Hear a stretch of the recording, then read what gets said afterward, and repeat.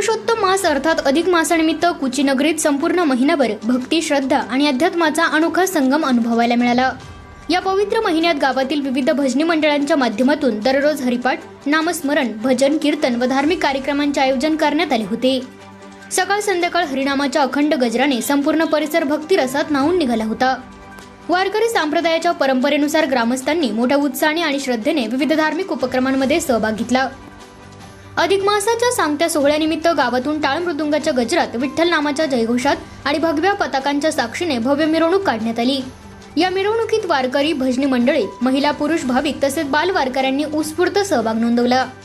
टाळ, मृदुंग आणि हरिनामाच्या निनादाने संपूर्ण कुचीनगरी भक्तिमय वातावरणात दुमदुमून गेली।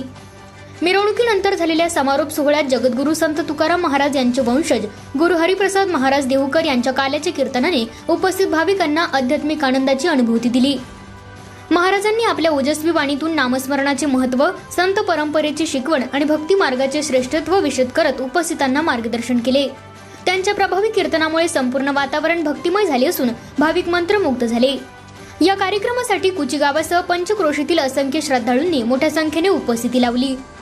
हरिनामाच्या अखंड गजरात आणि टाळ मृदुंगाच्या निनादात अधिक मासाची सांगता होत असताना भाविकांनी समाधान व्यक्त केले।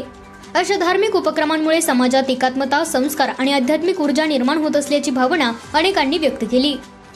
अधिक मासाच्या निमित्ताने कुचीनगरीत उभा राहिलेला हा भक्तीचा जागर वारकरी परंपरेचे जतन करणारा आणि भाविकांच्या मनात श्रद्धेची ज्योत अधिक प्रज्वलित करणारा ठरला। रामकृष्ण हरी आणि पांडुरंग हरीच्या जयघोषाने कुचीनगरीत अधिक मासाची भक्तिमय आणि अविस्मरणीय सांगता झाली। कवठे महांकाळ वार्ता न्यूज साठी मुख्य संपादक जगन्नाथ सकट।